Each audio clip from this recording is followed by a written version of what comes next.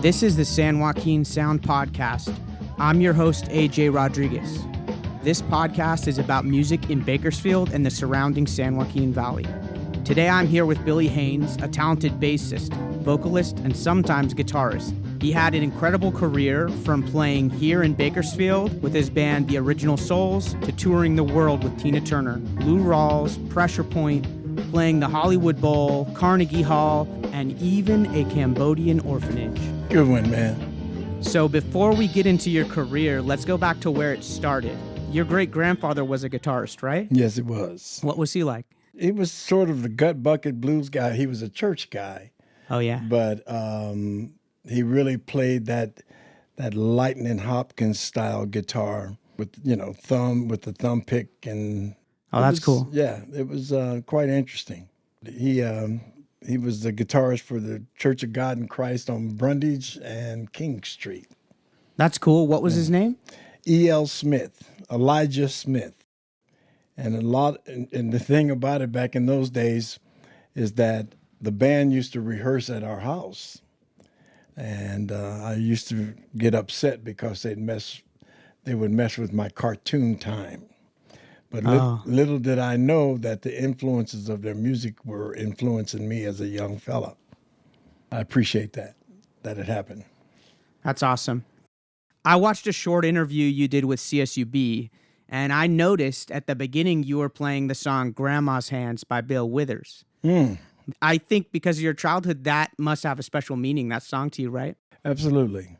Absolutely. It was my great grandmother. She raised me, and the lyrics to that song were pretty much like she was. She was always my rock, my anchor, and she played the tambourine. That's cool as well. So that's why the song means a lot to me. It means a lot to me, too, because it reminds me of my grandma Rodriguez. And a lot of the things in the song also mirror how she was, her personality. And, even it says in the song, Billy, don't you run too fast. And that's your name, too. Might fall on a piece of glass. Yeah. That's it. Yeah, for sure. Everywhere I do it, I mean, from Europe to America, people can relate to the song. Yeah. So it's a great song. What was your grandma like? What kind of music did she like? She was part of the church as well.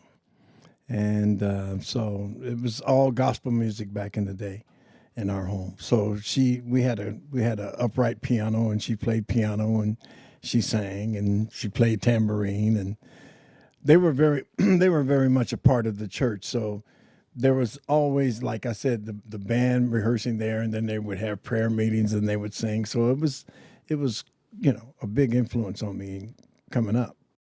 So you grew up in the 50s and 60s. On the podcast, we talked only a little bit about that era in regards to country music. But what was growing up in Bakersfield like for you in the 50s and 60s?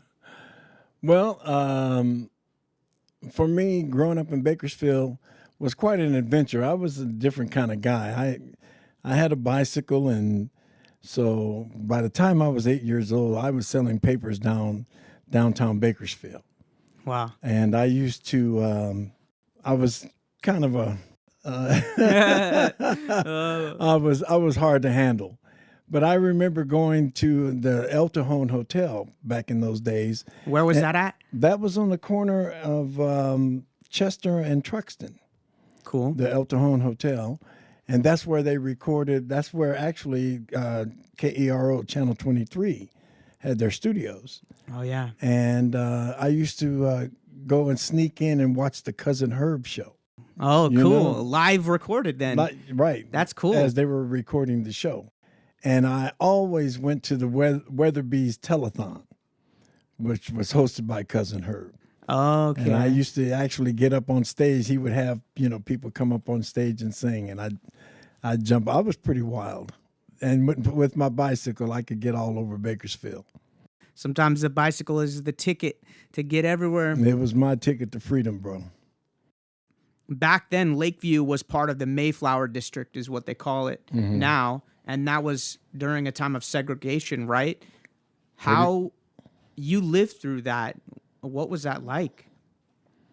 Well, I mean, it was obvious that we couldn't go down Edison Highway to any of those places, and we certainly couldn't go to the Blackboard or Trouts or anything like that. But I mean, that was never anything that I wanted to do because that's not the style of music I like. I mean, there's two incidents in my childhood that I remember vividly where white people would come into our neighborhood. And I remember, being called the N-word and having some white guy drive by real fast, and I got hit in the head with a pork chop bone. Oh my gosh. And then another time, a white guy came, how kids are in the streets, especially back in those days because there was no internet or anything. And he poured milk over my head when I went up to the car. That kind of stuff. I mean, it was a lot of that. And then especially during the Christmas parade, you had to, it was after dark, and then you'd have to be real careful getting out of the white community to get back across Union Avenue. But I mean, I was used to it because I was on my bike all the time, but I was always weary of cars, especially of younger people. It's tough, man. I read you got to see James Brown when you were just 10 years old, and it really affected you. What was that like? One of the band members that my cousin played with, a saxophone player by the name of Philip Castaneda. If you notice, I'm putting all these names out because these are unsung heroes of Bakersfield. We love it. I love it, I should say. And I think at that time, if you could see on that poster right there, children under 12 was 99 cents to see James Brown. Wow. So he took me to see James Brown when I was 10 years old. And it was unbelievable to me what I saw.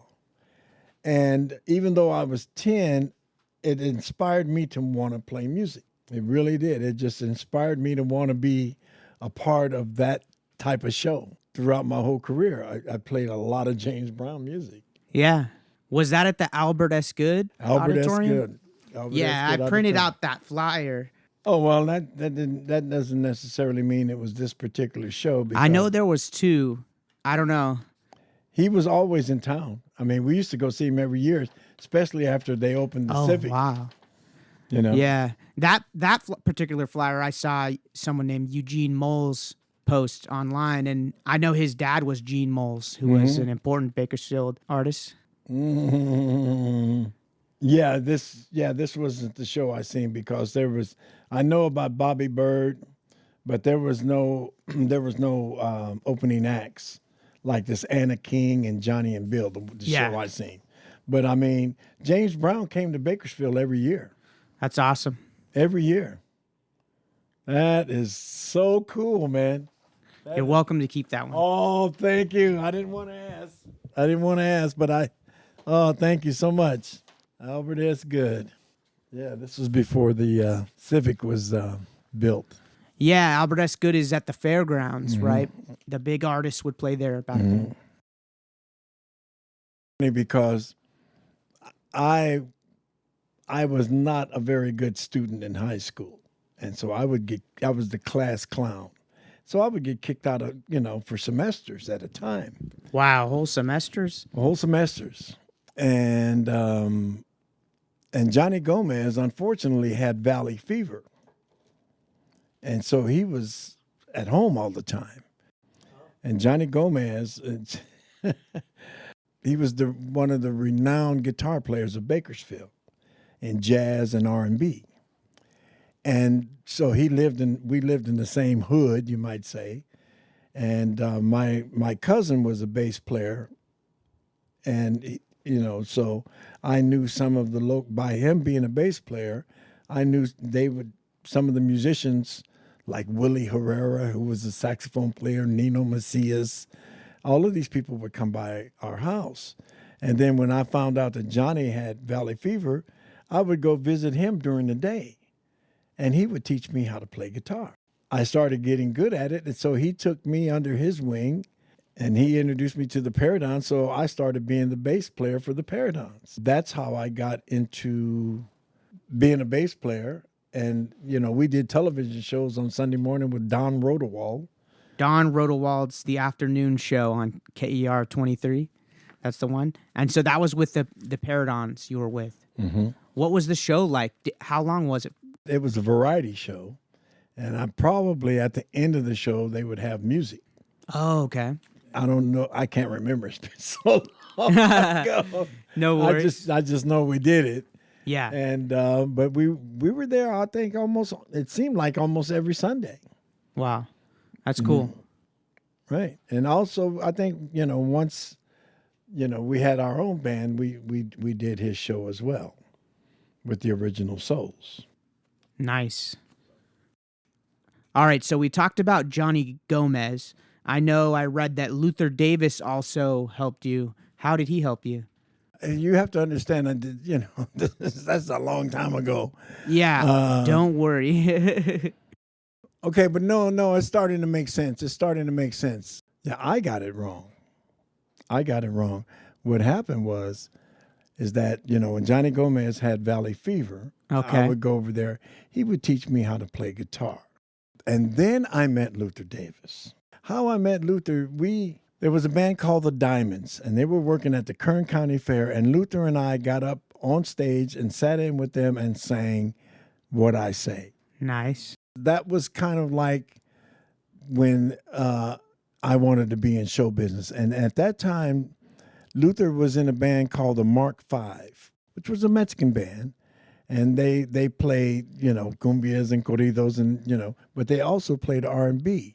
And they would let me come in and sing 2 or 3 R&B songs. And when they'd get paid, if they made $20.35, well, they would all give me the 35 cents. That would be my pay. And what happened was Robert Calvillo, the bass player of that band, got drafted to Vietnam. And Robert says, well, I want you to take my place, and I'm leaving you my bass guitar and my amp. Wow. To take, to play with this band. And that's how I learned how to play bass, from the knowledge that I got from Johnny Gomez. And once I started playing bass is when I hooked back up with Gomez to start playing with the Paradons. And he was the one that got me the job at the Cotton Club. Put it in the correct timeline is a little difficult at this time in life. Yeah. That makes sense. I have 2 names that I wanted to ask you about, and I don't really know the era this is exactly. Who's Good Time Charlie? That's Good Time Charlie right there. Okay. That's Good Time Charlie. And what band is that right there? That's Good Time Charlie. I don't remember what he called the band, but it was Good Time Charlie and somebody. Impalas. The Royal Impalas. Royal Impalas. That's a cool name. The Royal Impalas. And then something Elsie Killebrew? Elsie Killebrew. Who's that? Elsie Killebrew was probably the best drummer in Bakersfield. Wow. As a matter of fact, he's in that band right there as well. Elsie Killebrew was he was with Good Time Charlie. Yeah. I mean, actually, you can't really say that somebody was in this one particular band. Yeah. It was just, everybody floated. Yeah, that makes sense. To whoever needed a drummer that day, Elsie would go, that's just whoever had the gig. And, but Elsie Killebrew, I would never forget, back in those days, the pawn shop had brand new drum sets for like $125 with these terrible sounding cymbals and everything. And that was his drum set, but man, he could play it. He was just really, really, in fact, he reminded me of Jabbo Starks from the James Brown Band. Wow. That's how he played. Yeah, Elsie Killebrew, just an amazing drummer. I think before you started playing with all these bands, you were playing in some Mexican-American bands in like the Juarez Hall, the Druid Hall, and the Fraternal Hall, you said? Well, yeah, that's when I got with Luther Davis. Luther Davis, like I said, was playing with the Mark V. And the Mark V went from Mark V to the Mark VI to the Mark VII, depending on how many guys they had.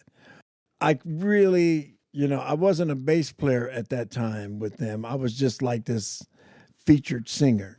Okay. That would come in. We would do the waters and the Starlight roller rink.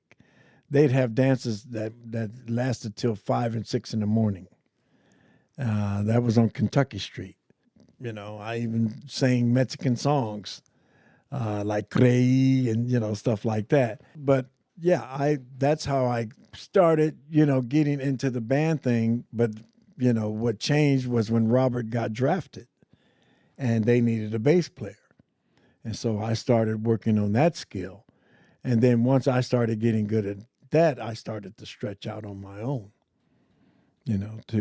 I started my own band, and I was pretty, I was pretty aggressive, So I didn't like taking orders from people, and so I would say right around 67, right around 66, 67, I started putting together my own bands. I first started playing in around 63. Yeah, as a freshman in high school. That's when I met Luther. And Luther, he was in that Mexican band, and that's where I cut my teeth, being on stage, was with that Mexican band, the Mark V. That's awesome. Yeah. And so then how did you start playing soul music? Johnny Gomez was already into the blues, and he was already into the Paradons, and they were singing that kind of stuff. And when they needed a bass player, he called me. Yeah.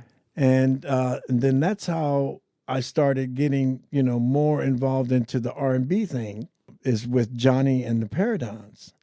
And then once, I kind of cut my teeth on that, is when I met some guys, local guys my age that were into James Brown. I mean, we were the James Brown fanatics of that time. I put together a group called the Original Souls. It was Johnny Diosdado, Ron Gooseby, Rod Rodriguez. In fact, I was just talking to him today, and myself. What about Jack Swift and Mike Bonilla? Or is that later? When you think about it, it's not a whole bunch later. Oh, okay. It was like maybe 6 or 7 months after that.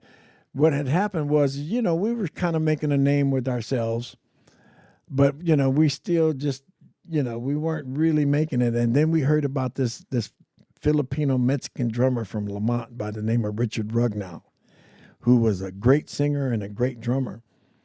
And he was working with this band called the Majestics. And so we went to one of their gigs, a house party or something, and we saw him, and we just flipped. We recruited him. We stole him from the Majestics and said, man, you need to come with us. And then that's when we added Mike Bonilla, and we added Jack Swift to our band. And then that's when we won the Battle of the Bands in 1969 at Lake Ming, and we went on to the Hollywood Bowl, and we won there as well, which led to us opening for Gary Puckett and the Union Gap. Awesome. Well, we've gone past the Cotton Club. Yeah, don't worry. I'm going to circle us back. So we talked a lot about some of the groups that were playing. Mm-hmm. What places were around back then? I know the Cotton Club and the Elks Club, and then there were some of the dance halls. Mm-hmm.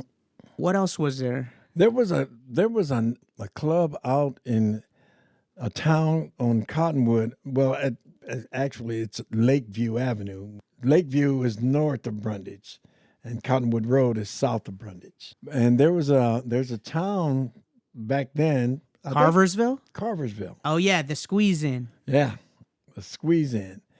And for some reason, they used to have a lot of out-of-town blues musicians. And so, I wasn't really that much of a blues fanatic at that time. But every once in a while, people would say, man, you need to go check so-and-so and so-and-so. And you would go out to the Squeeze In. But the Squeeze In was a little dangerous. It was a lot more dangerous than actually Cottonwood. What, the Cotton Club? Yeah, it was a lot more dangerous than the Cotton. I don't know. I guess because I was young and, I was part of the band, I never, ever felt I was never afraid to be around there. You know? And And it was really, I mean, there's this one picture. This guy right here, this white guy, and his name is Andy Kernberger. He used to play at the Cotton Club all the time. They called him Blue-Eyed Soul. They loved him. They loved him. So it wasn't that bad, as some people may think it was. Maybe people talk about moms and pool hall and things like that. Now, those were dangerous places. And I don't know how they figured that they were music venues. They were not. Oh, yeah. Yeah, I was going to ask about that. I mean, Robert Price did a story about this, and it's also even before then. There was another story in the Californian that mentioned Delwood and Mom's Place as music venues that had a bunch of artists playing, but that's not true, is it? We should correct the record. Yeah, I would say I could correct the record to say that there was no music going on in Delwood's, and Delwood's was a pool hall, and Mom's was, I know Mom's had a hotel. The only thing, now let me set the record straight here. The musicians that from the Chitlin circuit that would come into town to play at the Cotton Club would stay at Mom's. Yeah. So I mean, I guess it did have somewhat of a music affiliation. I see. But they weren't performing there. They slept there. That's the difference. Unless now let me say this. I left Bakersfield in 1976. But by that time, Cottonwood Road, Lakeview Avenue, or whatever you call it now, is, it was getting a little dangerous. There was a lot more guns starting to happen. There wasn't, back in my day, there wasn't a lot of guns going on. Yeah, here's this picture of Lakeview Avenue in the 1950s, and two pictures of people at the Cotton Club playing, if you want to see.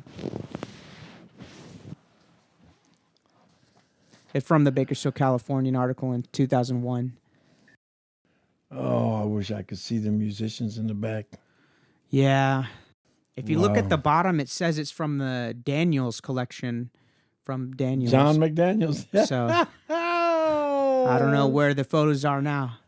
Oh, my goodness. I can see him standing behind the bar. He was a tall man, about 6'3", 6'4". Yeah, so we should talk about the Cotton Club. He was the owner of the Cotton Club, right? Yes. He was a fireman.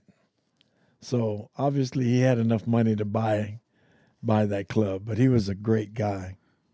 John McDaniels, right? Yes. I'll never forget him. One time in particular. Oh, wow, there's Sylvester.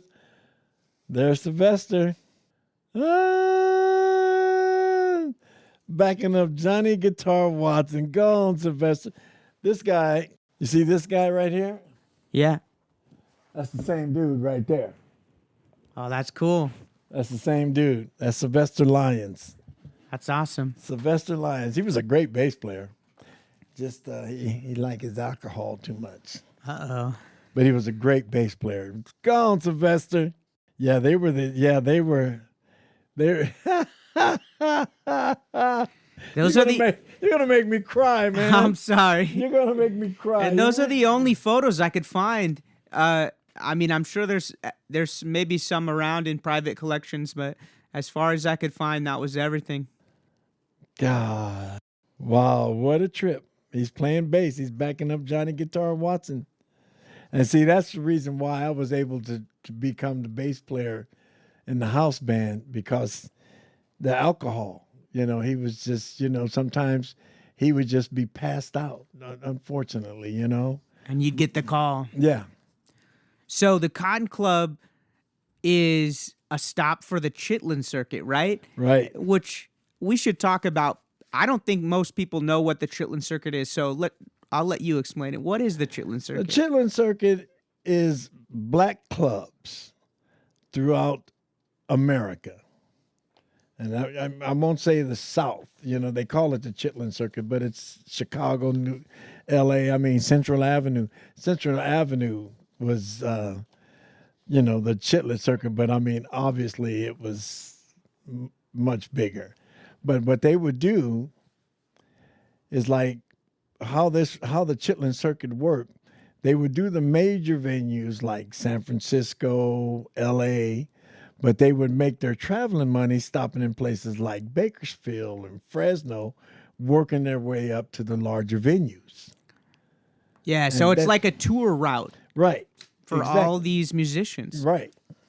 That's exactly what it was. And well, as you can see, what they would do, they would use local musicians to back them up. The name like Johnny Guitar Watson was, he was big. Yeah. Back in the day. But people like Bobby Bland. I saw Bobby Bland at the Cotton Club. I saw, Tina Turner. I didn't see Tina Turner, but she was there. Yeah. And also the Crusaders. Remember the Crusaders? I can't say that I do specifically. Okay. I heard Etta James played there. Oh yeah. That's just right. Okay, so we should talk about how big the Cotton Club is. It's not very big. It was like 100 people that it fit or so. Man, I really couldn't, I couldn't say right now. I mean, when I was 15, 16, 17, 18 years old, it seemed like a big place. It was 2 levels. 2 levels, like one's the stage, one's the... No. When you walk into the Cotton Club, there was this one level, the bar. When you walk in, the bar was on the left, and you had all these tables here. And then you walk down a couple of steps, which was kind of like the dance floor, but it still had tables on the side, and people would dance right there, and then you'd have the stage. That's right cool. there. Yeah, so it was, I capacity-wise, I really couldn't tell you. Yeah. I heard it had a store too.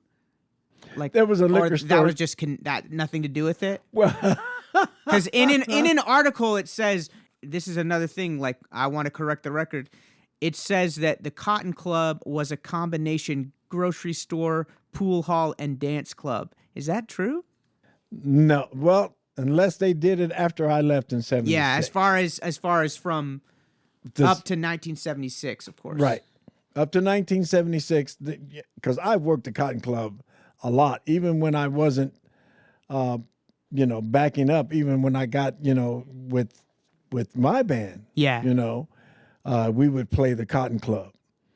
And the only thing I remember about the Cotton Club is that when you walk out to the door, 10 feet right there was a liquor store. Okay. Right there. It was just... It wasn't even physically connected. No, it was physically. It was part of. It was part of the building. Yeah. But I mean, okay. But I don't know. It's the Cotton Club. Well, I wasn't there in the '50s, so this looks a lot more rural than it was in. Yeah. That makes sense. Yeah, I think the building's still there, but I'm not sure. No, it's there. It's there. Yeah, it's that guitar instruction. Some type of music instruction place that teaches guitar. I would love to go inside and see if it's, pretty much the same. Oh, man, I love this picture here. Oh, they're yours. Oh, man, thank you so much. I love this picture of Sylvester Lyons. That is so cool. I learned a lot from him. I really did. Ooh, I would love to see John McDaniel's photo library. So what were some of the best shows that you remember at the Cotton Club? Man, there was a guy, I wouldn't say that he's famous, but his name was Baby Sid. Okay. And Baby Sid was a B3 organ player. Ooh, like a Hammond type Hammond thing? B3 organ player with the pedals and everything, and he would carry his B3 in a hearse. He lived in Los Angeles. And he'd come up periodically and just blow the house down. He was just amazing. Another one, and I'm talking about not the unknown ones, the ones you don't hear about. And there was another one, I tell you. there was this singer named Miss Dakota, and Miss Dakota sounded exactly like Etta James. Wow. And I remember backing her up, just like Sylvester backed up Johnny Guitar Watson, So I mean, that was our job, to back up these people out of L.A. or whatever. And I remember, Miss Dakota was fine, and we were backing her up, and me being young, I'm going, ooh, And right at the finale of the show, she goes into her breasts and pulls out an apple. And pulls out another piece of fruit, and then takes off the wig, and it was a man. Wow, a drag show. It was a drag show. It was a drag show in the 60s in Bakersfield, California. That's Dakota, so cool. It was traumatizing for me. Oh, because you were a bit in love. Yeah, a little bit. Time. Yeah, but I mean, after I got over my trauma, she took me out. We ate it. The thing I remember so much about working at the Cotton Club is that you always, after the gig, you go eat at the Royal Palms Cafe. Nice. Where was that? Was that close? That was on Union and 3rd Street. Okay. Well, the Royal Palms, I think the Royal Palms is still there. Oh, yeah. But I mean, it was kind of, it had a nice little coffee shop and everything, and the artists would go there and eat after the gig if they either went back to L.A. or, after the show, or stayed at Mom's or whatever, but that's where they would go to eat. And see, who else was, well, I mean, like I said, Bobby Bland and the Crusaders and all the named acts, but there was a lot of unknown acts that were coming out of L.A. that were just amazing. But the two that come in mind is Miss Dakota and Baby Sid. That's awesome. Yeah, I mean, I did a lot of research, and there's all these amazing concerts, and the Bakersfield Californian, as far as I can see, didn't cover it at all. So it's good to hear about it. So talk to me about the Original Souls. How did you start out playing clubs and work your way up? Well, the Original Souls, that was a high school band. Okay. That I graduated in 67, and that band had been together for, since like 66. So maybe, I was like a junior or something like that. But we played a lot of high school dances, and we did weddings and that type of stuff. To me, I think we were like Sly and the Family Stone on a local level, because like I said, we had two black guys, myself and Ron Gooseby, and we had Johnny Diosdado and Mike Bonilla. And then we had Richard Rugnow, who was half Filipino and half Mexican. And we had Jack Swift, who was white. And then we also had, after Jack Swift, we had a guy named Phil Johnson, another white guy. So we were a mixed band, but our fan base was the East Side. Oh, wow. A friend of mine, a guy named Mario Rodriguez, who I grew up with in the hood, he worked for KCEOC, and he got me a job as a summer director. Remember, they have those places where kids could go. And, yeah, like summer camp type stuff. Rec centers and things like that. I had this job where I would, at this house where kids could come and play, shuffle pool or whatever. We would practice. That was where we would practice.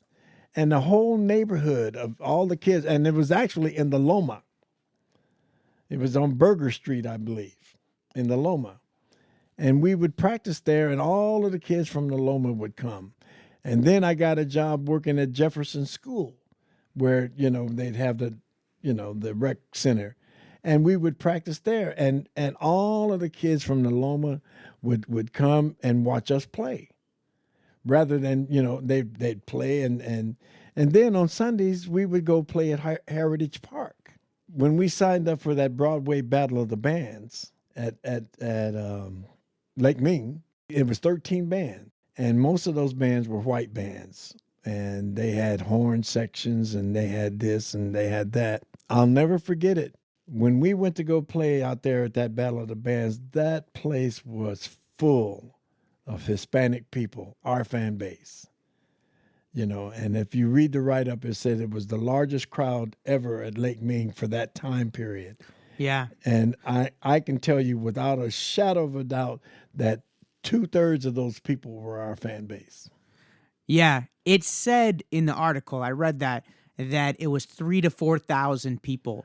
Right. And Bakersfield didn't even have 200,000 people yet, I Right. don't think. Right. So that would have been 2% roughly. Like, that's like 2% of the population of Bakersfield was at Lake Ming that night watching this concert. It's crazy. It's cool. And see, we were the pride of the East Side.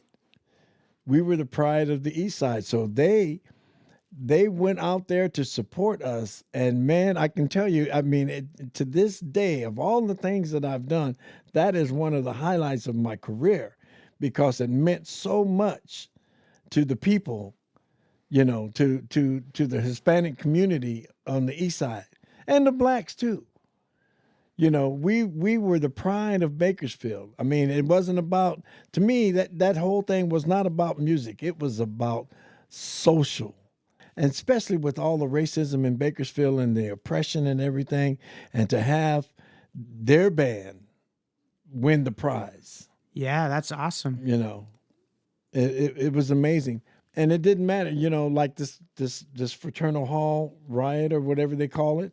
I'll never forget it because we were the band that was playing there that night. Oh, yeah, we should talk about that. So in July of 1969, you played at the grand opening of the Fraternal Hall. 2 weeks later, you go back, and what happens?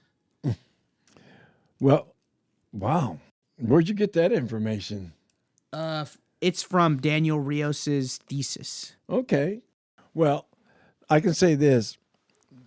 What I remember about that day is that we played at Heritage Park.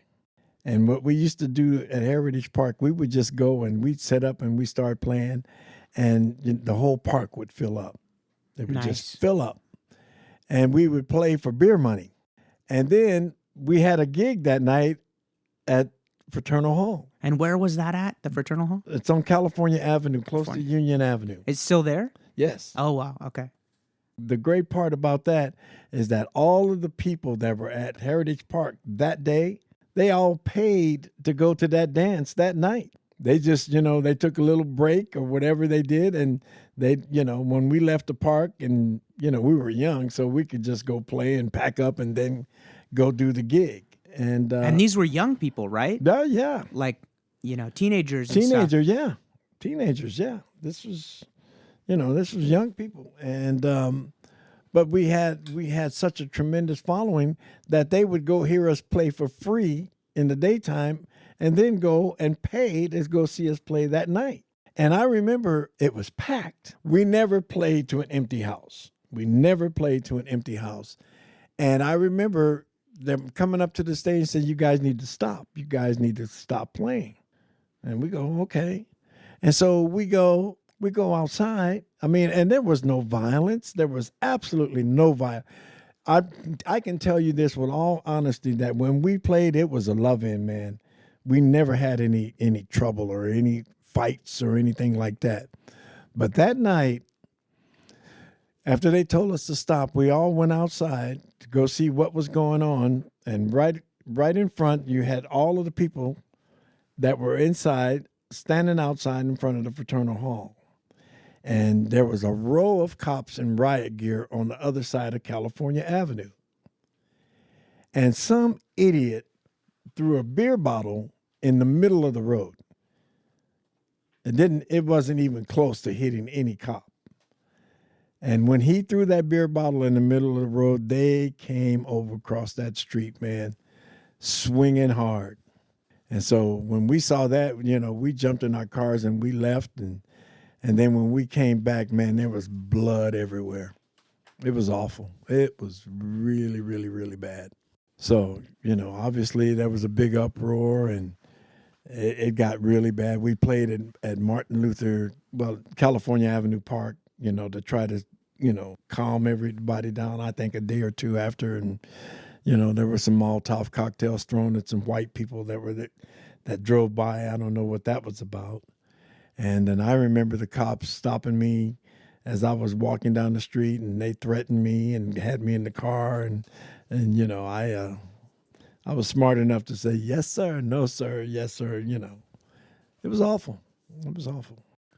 That's horrible to face that when everyone is just trying to play music and have a good time, to deal with violence like that, especially from the people that are supposed to protect you. Right.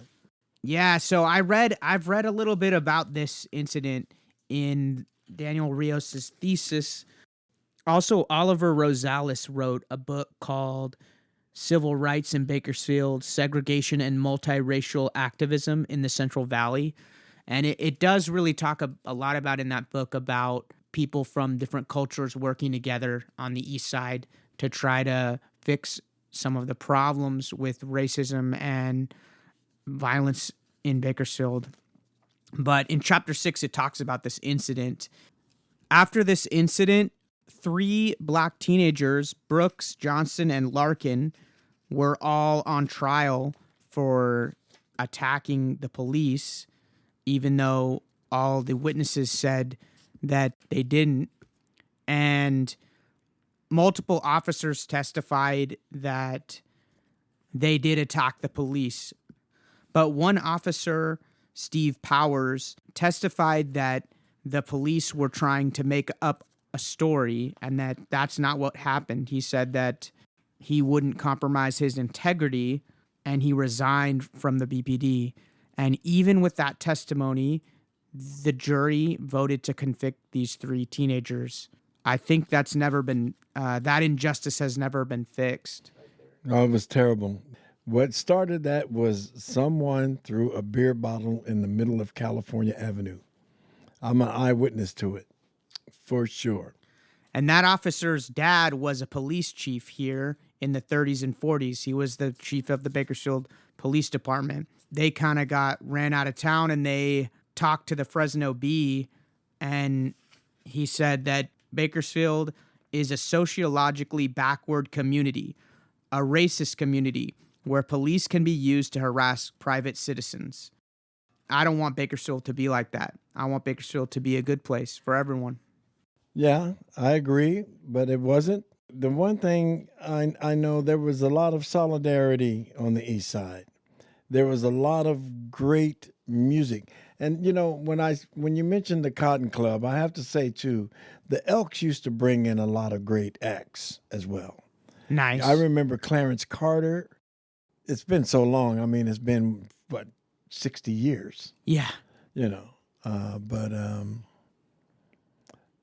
yeah, I can't remember, but I know that even though this was in Los Angeles, you know, where the music scene was obviously much greater, we did have great artists come through this town and play in, you know, on Lakeview Avenue or Cottonwood or whatever you want to call it.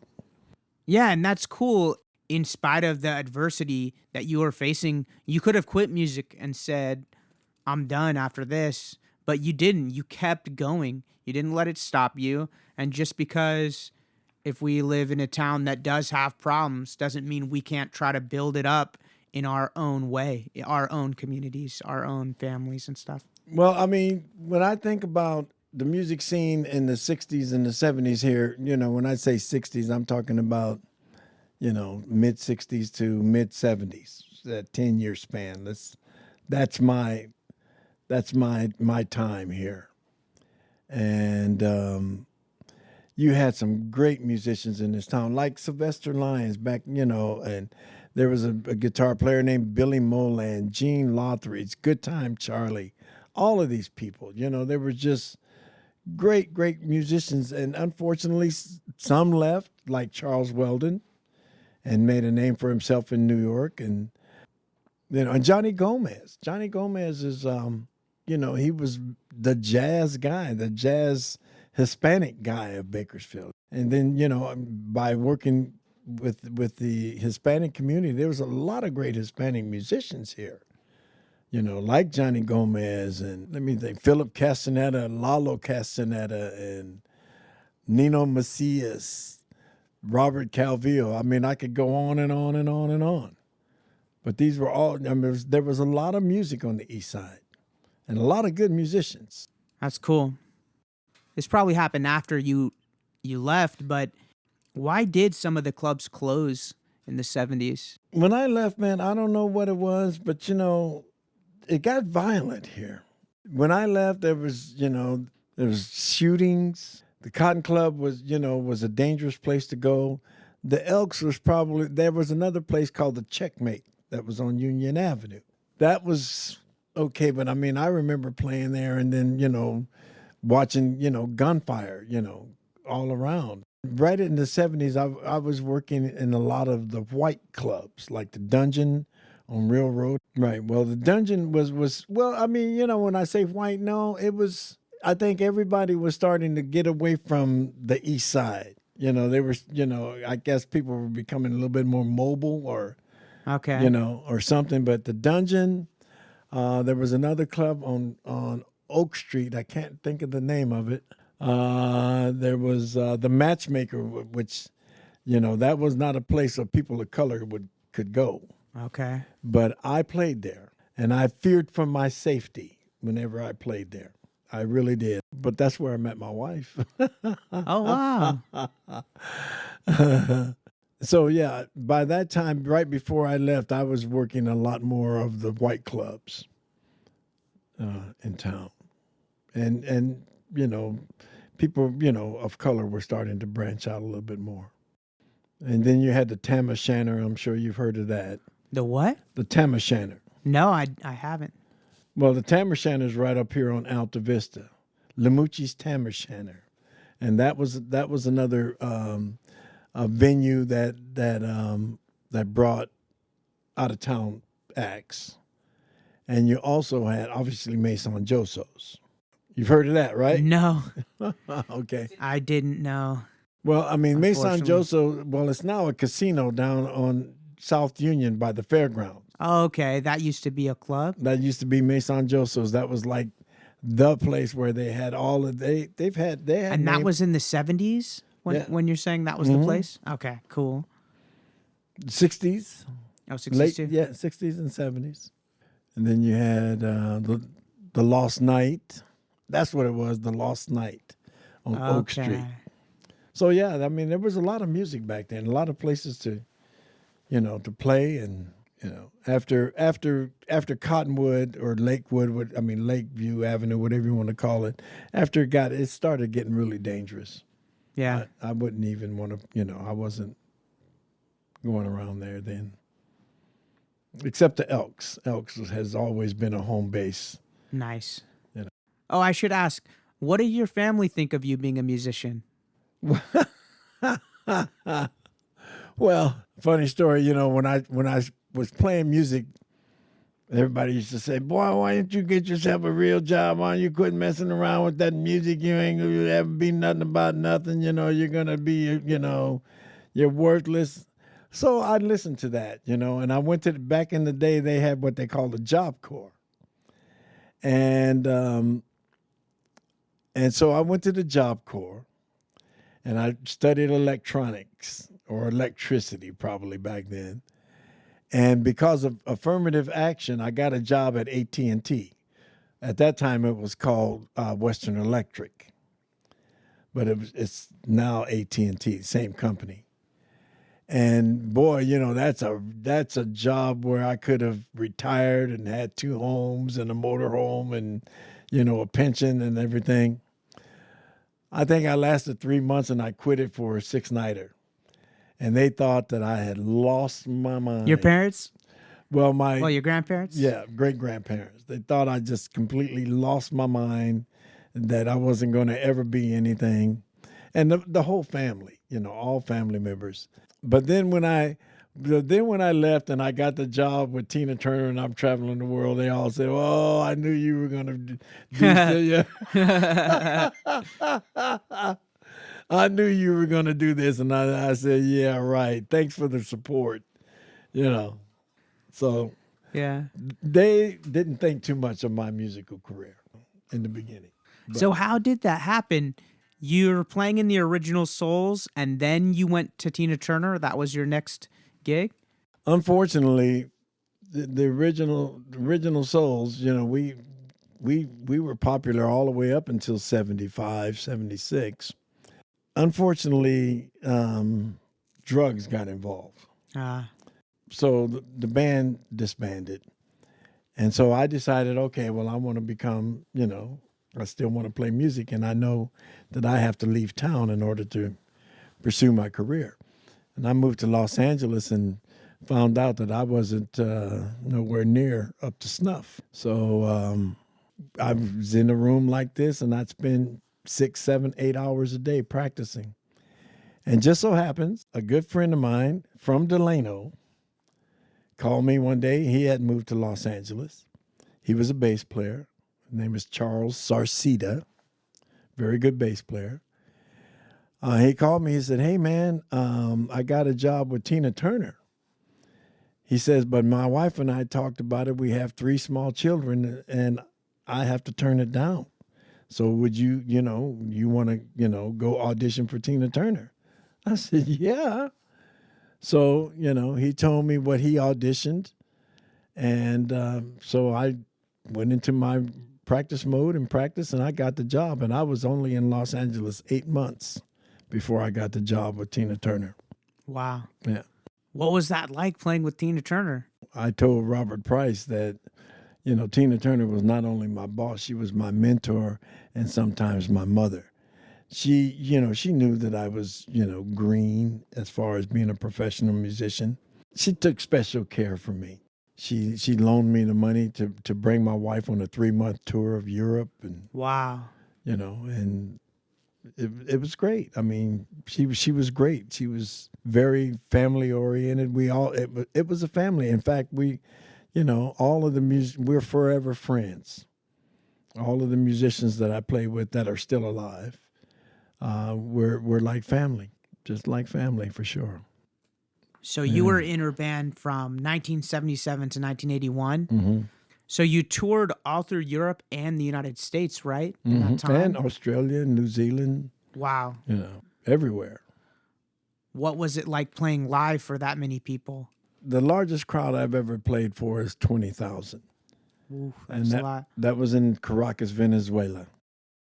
To be honest, man, 10 rows deep, you don't see nothing. It's the same. Yeah. 10 rows deep that's it. Then it's just. That makes sense. So you went from there to playing with Lou Rawls, right? Mm-hmm. How did that happen? Well, we were opening for Lou. Okay. We were doing a lot of Vegas back in those days. And Vegas was really happening back in those days. We were working Vegas quite a bit. We were working Caesar's Palace and the Hilton and different things like that. And for some reason, we were opening for Lou Rawls. Lou Rawls was very famous at that time because he had that hit record, You'll Never Find. Okay. And so we got to be, because we worked so much with them, we got to be friends with, their band and our band, Tina's band. We all became friends. As a matter of fact, one of the dancers married Lou Rawls' bass player.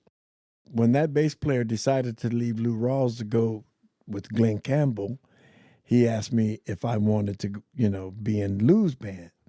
For some reason, I thought, I'll never forget this. For some reason, because Lou worked mostly in the United States, and with Tina, we were all over the world. And I felt, okay, well, if I play with Lou, then I could be closer to my kids, because I wouldn't be, that far away. Yeah. But trust me, man, if you're on the road and you're in New York, it's no different being in New York and being in Japan. I see. You know what I'm saying? Yeah, you're still gone. You're still gone. And I won't say this, but Lou's band did not have the camaraderie that Tina's band had. I made a lot more money. In fact, I was even on retainer. Oh, wow. Yeah. My wife and I, we had a brand new Volvo, and we bought a house. We were doing just fine. That's good. Financially. But musically, I missed the camaraderie. Yeah. That camaraderie that we had with Tina. because of the simple fact that I was Tina's first bass player as a solo artist. Because when I got with Tina, she had just left Ike. We were there to help her. Yeah. And, and I think we did a pretty good job. That's good. She became one of the world's most famous people. Yeah. And and there's a documentary on HBO that I'm in. Oh, you are? That's cool. Yeah. So I'm in that documentary. I'll have to look that up. So after Lou Rawls, you went on Star Search with Pressure Point, is that right? Yeah. Actually, how that started, there was a drummer here in town named Randy Sears. I got him a job with Tina. And then there was a guitar player named Marty Townsend. And what we did, we had a trio here in Bakersfield. I moved back to Bakersfield for a period. And what we did is we had a trio, and then we would bring in musicians from L.A. And we brought in this guy by the name of Sonny Charles, who was famous, he had a couple of hit records. And then we would bring in like the background singers from the Righteous Brothers, and we would back them up. Wow. Well, Sonny introduced us to some girls. One was actually the wife of the baseball player Steve Yeager from the Dodgers. And she was with Steely Dan and Andy Williams and all of that. So they were all professionals. And so we put a band together. And one of them knew Leslie Uggams. I think Leslie Uggams' claim to fame now is a bunch of Star Wars things that she's in. And so her and her husband and Dionne Warwick managed us. And so without an audition or anything, the next thing we knew, we were on Star Search. Wow. It's who you know. Yeah. And so we got on Star Search, and we made it all the way to the finals, and we lost. And so that was the end of that. I mean, as far as I was concerned, because I think we lost because of drugs. It's the classic musician story, right. Band story. Mm-hmm. After that, I decided to go out on my own. Is that when you went to Europe and started touring all over? After that, I got in with this guy from Delano. Oh, yeah. What's his name? Little Ray. Little Ray. Nice. Have you heard of Little Ray? No. He did a really good. He had a hit song when he was 13 called "I Who Have Nothing." Okay, that's cool. Right, and you can find it on YouTube. Yeah, I'll check it out. He got into the East LA R&B scene, and he got with the Midnighters, and he's excellent vocalist out of Delano. But anyway, after I left the Star Search band, he had what we call a casual band. And he did a lot of, fancy parties in Beverly Hills and Hollywood and things like that. And then clubs. He would do clubs during the week, and then he would do private parties on the weekends.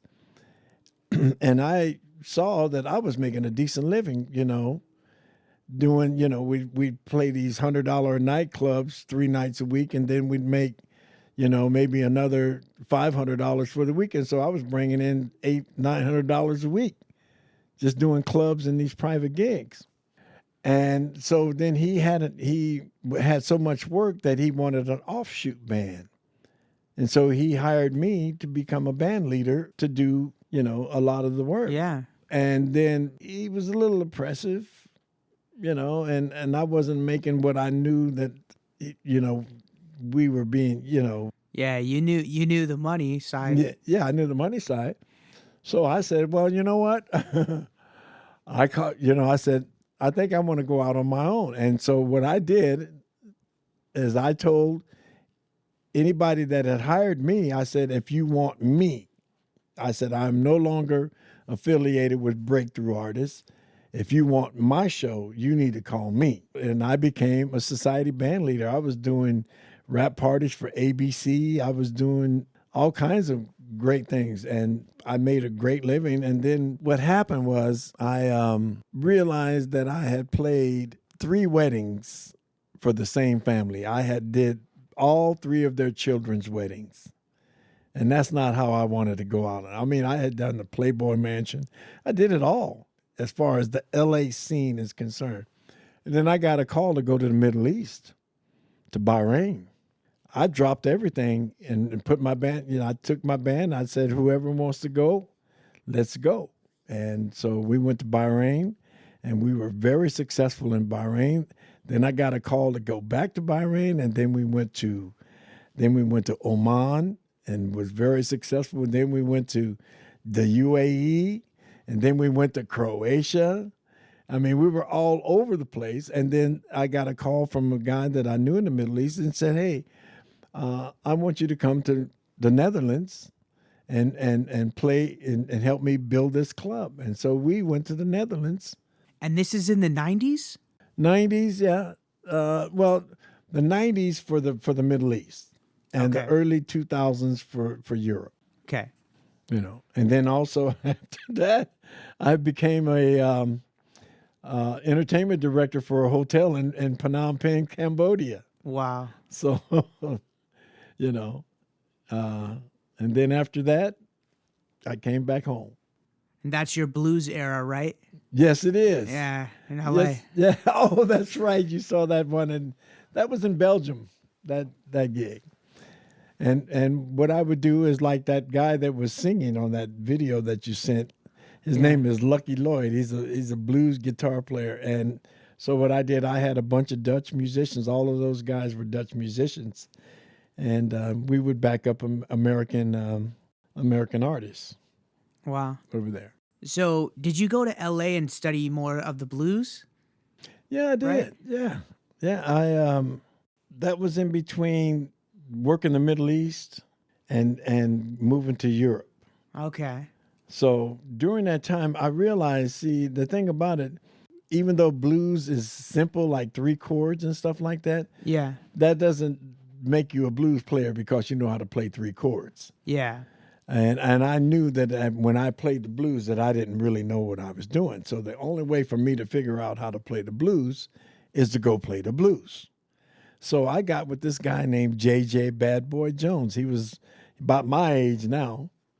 He was like 76, 77 years old, blues guitar player. And I got with him, and I started playing the blues, and I got into the blues circuit.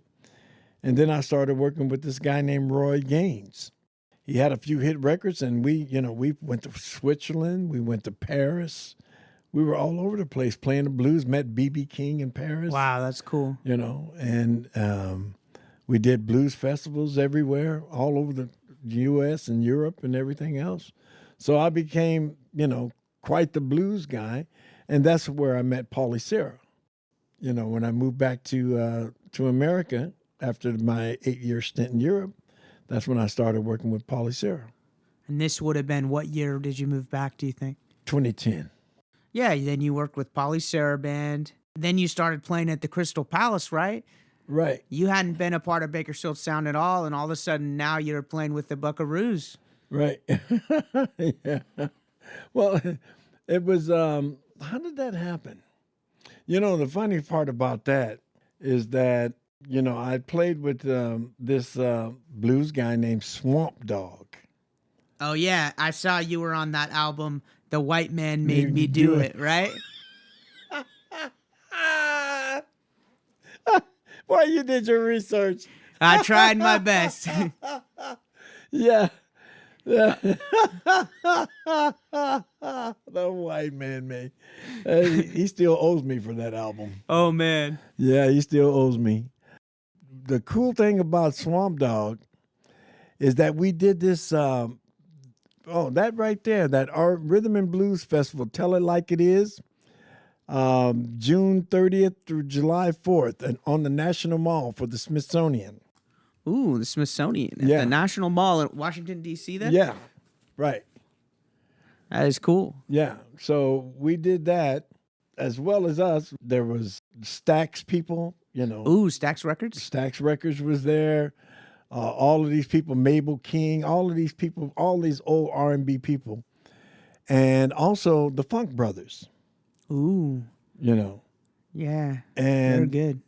You remember the Funk Brothers. They did all of the Motown records. That was a bittersweet moment for me because, knowing that the Funk Brothers were on there, knowing that, that the body of work that they had done, I could not wait to go and hear them and to meet them. So on the National Mall, they had like about 3 or 4 tents set up, 3 or 4 venues where people would go and see these acts. Oh, so, kind of like the different stages at a show? Right. What do they call it? Festival stages? Right. There were different stages and tents. We were finishing our show, and the Funk Brothers were getting ready to start. And I wanted to go see the Funk Brothers, and especially to go see Bob Babbitt. Bob Babbitt was one of the Funk Brothers bass players. It was him and James Jamerson who did the majority of all of those, tracks for Motown. But unfortunately, Bob Babbitt had brain cancer. And so when I went to go see him play, they were playing Ain't Too Proud to Beg. And the song is in C, and poor Bob was playing in C sharp and didn't even know he was playing in C sharp. And come to find out is that, the brain cancer was really taking effect on him. And they asked me to finish out the concert series, which had 8 shows left. With the Funk Brothers, wow. With the Funk Brothers. So I did that. And it was so great because what it was so cool is that when I do my show with Swamp Dogg, right, as soon as I finished, there would be a golf cart waiting to take me to the next tent to go play with the Funk Brothers, And so I made double money that gig, but it was bittersweet because I was taking Bob Babbitt's place, To make a long story just a little shorter, is that after I did that, 2 weeks later, they called me to play at the Crystal Palace. Okay. And I thought to myself, wow, 2 weeks ago I was playing with the Funk Brothers. Now I'm playing with the Buckaroos. And what I did is I went to the Crystal Palace and I listened to Doyle play and learned how to play country music. I didn't just go in there and, just use my own thing. I tried to respect any music I play. But it's not about me. I thought Who was playing in the Crystal Palace with you? Who was in the Buckaroos at the time? Well, it was Jim Shaw. And he helped with your new album, didn't he? Yes, he did. Yeah, he wrote some songs. We became close friends. Jim and I are close friends now. Terry Cap, I can't remember Terry's last name, but he was the guitar steel player. Yeah. With Buck. And that was pretty much it for the Buck. Well, Dave Wolfkeeler was the drummer he was the last drummer for Buck. So he's technically a Buckaroo as well. Yeah. So there was 3 Buckaroos that I was playing with, and I took Doyle's place because Doyle's ears got real sensitive. He went to a gun range and started target practicing with no protection. No protection. Uh-oh. And so that's and then Monty Byram was actually the one that was fronting the Buckaroos at that time. Oh, okay. And he was the one that recommended me to take Doyle's place. Wow, that's cool. Yeah. Well, not about his ears, of course, but yeah. Okay, this is a random one, but so I know you sometimes play a 4-string, but I've seen clips of you playing a 5-string bass. When did you change that up? That's recently. I've kind of taken a hiatus from playing for the last couple of years to take care of some family business. Yeah. And then when I decided to, after I released my album, I haven't even released it. I'll be releasing it this month. Oh, cool. And I decided, I've been playing 5-string since, say, 1990. And because, back then, they had the synthesizers with the low Bs, Yeah. So in order to become competitive, I got the 5-string. It was hard in the beginning, but then I got used to it, and I still love the 5-string. But then I decided that I wanted to go back to old school. Yeah. And this is just recently. I took this bass and I completely I changed all of this stuff, and I put, all top of the line gear on it. Nice. And I decided that I'm going to go this 4-string jazz bass and my 5-string, and I might pull out the precision, depending. But it's going to be the jazz. I was a jazz bass player, Fender jazz bass player. Yeah. And then I went to the G&L, which is basically a glorified Fender, because it's made by Leo Fender and George Fullerton. Oh, nice. So it's basically a Fender bass as far as I'm concerned. Yeah. So, yeah, but this is going to be my go-to bass. Nice. And I'll use the 5-string for specialty songs. We should talk about your new album. That's what you've done the most recently musically, right? Love is the Cure? Yes, sir. How was that? Did you write that? You wrote those songs here in the studio that we're in? Love is the Cure. It's kind of funny how this thing came together.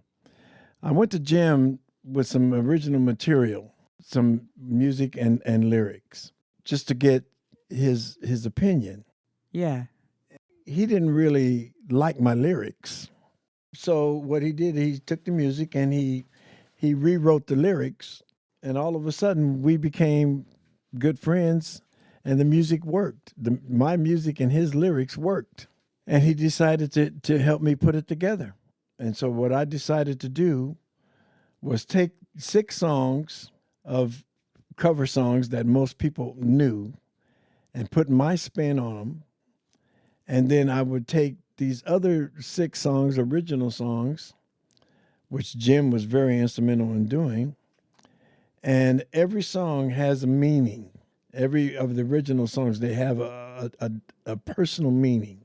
Promise is about being true to yourself and true to your loved one, and having integrity about who you are as a person.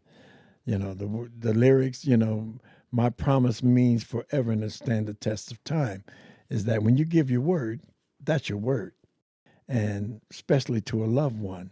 And Walk the Walk was sort of like a protest song, because I saw some hypocrisy in life where people were talking, basically saying, do as I say and not as I do. If you're going to talk the talk, you got to walk the walk. So that's what's that all about. Let a Little Light In is about racism, but it's in a different way. It's basically saying, to be honest, I'm gonna just be candid. This was sort of like a thing to say to liberal, open-minded white people to speak out when you see racism. Let a little light in, open up a heart, try to get these people to understand that, we're all the same. We're in this together, Messing Around is about me meeting my wife and the relationship that we had. And Love is the Cure, well, it's about just loving your fellow man, don't think that you're above anybody else. So, I would hope that and that's why the name of the album is called Love is the Cure, because at the end of the day, man, I've been all over the world, and it doesn't matter where I go. If you show love to an individual, that's what they want. That's what anybody wants, just to be loved and respected. And that's what this album is all about. It's about just loving your fellow man. That's how I live my life. I would treat a homeless person with the same respect as I would, a judge or anybody else, So that's me. And then plus, it was sort of like an homage to the musicians that I've met throughout my career, because I have some of the greatest musicians in the world on that record. The drummer on 6 of the tracks is James Gatson, who's been on over 500 gold records. Wow. 500 gold records. He was the drummer for Bill Withers. All of those hits, he was the drummer on.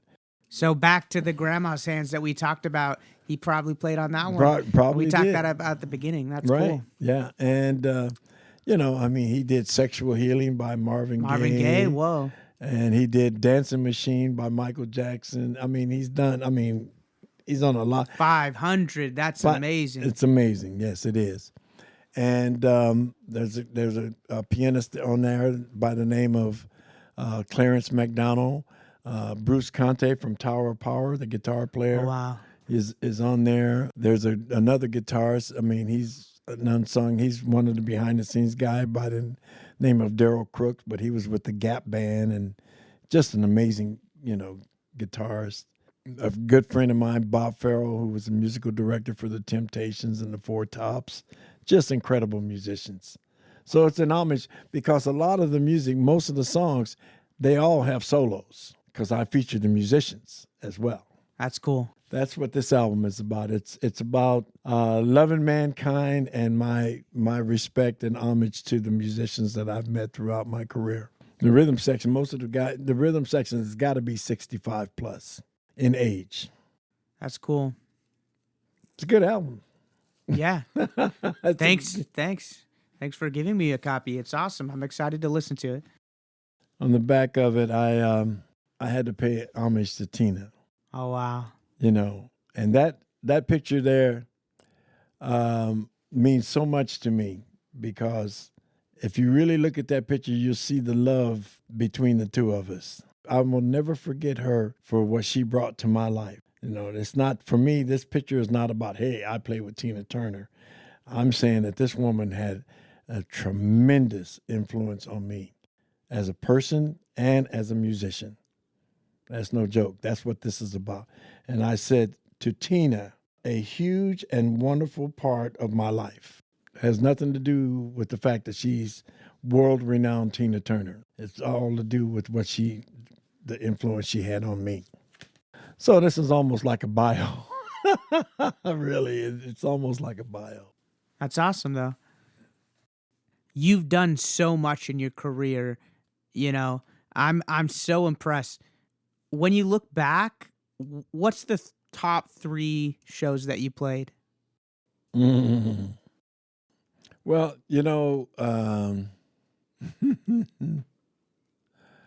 I can think of 2. Okay. And well, if I think of my time with Tina, there's too many aha moments. Yeah. That I don't think have anything to do with music. What are some of those moments? I'll give you the first 2 that doesn't have anything to do with Tina. One of the greatest moments I've had performing was I performed at a Cambodian orphanage. That's one of the highlights of my career, was to play that orphanage. The other was the Lake Ming Battle of the Bands. Yeah. With those 4,000, 3,000 people, and the majority of them was our fan base because of the meaning behind what we were doing that night. And the other aha moment was with Tina. We were working at the Westbury Music Fair in Long Island, New York, and we were on a theater in the round, and it turns, the audience is, is all around you, and it turns.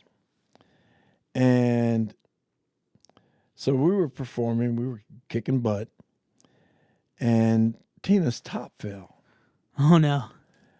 And so she grabbed it like this, and she went to go run off the stage. But I guess because the stage was moving, she lost her balance. So as soon as she got to where the stage, as soon as she got off the stage, she tripped and fell. And had to do and once again exposed herself. And so she went up to, there was a quick change booth because she did costume changes in between, some of the songs. And, man, I mean, first of all, when the top fell, the audience, us, the band members, I mean, we were just, oh, geez, we were just so embarrassed for her. We were just, and you could see the audience, they were feeling bad for her too. And then when she fell, it was even worse, man. I mean, it was the atmosphere was just, this heavy cloud came over the whole Yeah. theater, you know. And then she came back, man. She came back like if nothing ever happened. She killed it. And man, I can tell you, whatever it was that she brought back, it charged us like never before. And I mean, we just went into hyper mode we had a kick-ass show, and the audience just, I mean, it was the electricity in that theater that night was, I've never experienced anything like it since. Wow. You know, never experienced anything like it since. And right then and there, that told me, you know, that this show business thing is a serious thing. You know, it's not about you. It's not about you as an individual. It's about your art and your trade, to bring the people together. I mean, seriously, man, it was amazing to see that, because I know how I felt, and I knew I could see it on everybody else. But when she came back, like if nothing ever happened and just kicked butt, we were right there with her. It's been amazing. Those are, the 20,000, none of that stuff really matter, I mean, we've done some things, done television, I've done everything, but those 3 incidents mean a lot. All the other stuff was gigs. That's amazing. Yeah. Tina Turner sounds like a badass. Badass. In the documentaries, they always say, when I was with Tina, they called it her cabaret years, when she left Ike until the point to where she made it. I think I posted something one time and said, this may have been her cabaret years, but we were the best cabaret band in the world. Yeah. We were the best cabaret band in the world. I'll stand to that, and I'm honored to have been a part of that. Is there anything that you wanted to talk about that I didn't ask about? No, not really, man. You've you've pretty much covered my career. That's for sure. I mean, back to the Cottonwood days. And the East. When you say Cottonwood and that Lakeview thing, I just really feel that it would be an injustice not to mention just the whole East Side itself. Yeah, there was so much going on, music wise. I mean, good musicians and I think you called it the East Bakersfield sound, right? Yeah, that's right. It was, it was an amazing culture back then. An amazing culture. So at the end of the show, I always like to shout out local artists, and I want to hear, what local artists do you want to shout out besides yourself, of course? Jim Shaw. Jim Shaw. I call him the color man. Not colored man, but color man. He has a sensitivity about what he does on his keyboards that enhances the whole thing. He's a very sensitive musician. That's who I give a shout out to. I mean, there's more. Johnny Gomez, I don't know if I'd have become a musician without Johnny Gomez. He was very instrumental in my career for sure. And he's still around kicking. Yeah? Yeah, still around. I'll have to talk to him. Please do. So, what about this? What about any past artists that just didn't get their credit? I mean, there's probably a book of those, right? But anyone that you haven't mentioned or that you want to shout out again for emphasis even? When you say artists, you mean local artists? Yeah, I mean local artists, I guess I would say. Man, I mean, yeah. I mean, the list is way too long. Yeah. I mean, the list is way too long. I mean, Sylvester, when you gave me this picture of Johnny Guitar Watson and Sylvester Lyons, I talk about my days as being in the house band, but I have to remember that he was in the house band way before me. And the people that he backed up, Sylvester Lyons, Billy Moland. Let me think. Sylvester Lyons, Billy Moland, Elsie Killebrew, Marion Gatson, Eugene Lothridge, Al Garcia and the Rhythm Kings, Al Garcia, Manuel Garcia, Raymond Mojica. Just a ton of people, man. Yeah. Just great musicians that they never went anywhere, but I mean, they were great musicians. I mean, there was a group called the Gay Lads, the Diamonds, and all of these bands that were, I mean, I don't know, maybe, I didn't realize, I was too young to realize their prowess, but to me, they were just fantastic. I'm just excited. This has been so fun for me. I hope it's fun for you. Well, I mean, you've taken me down memory lane. Are you kidding?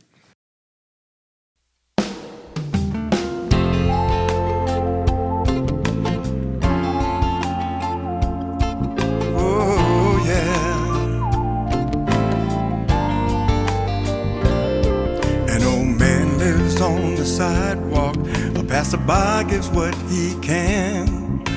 A mother's baby cries all night, but a neighbor lends a hand.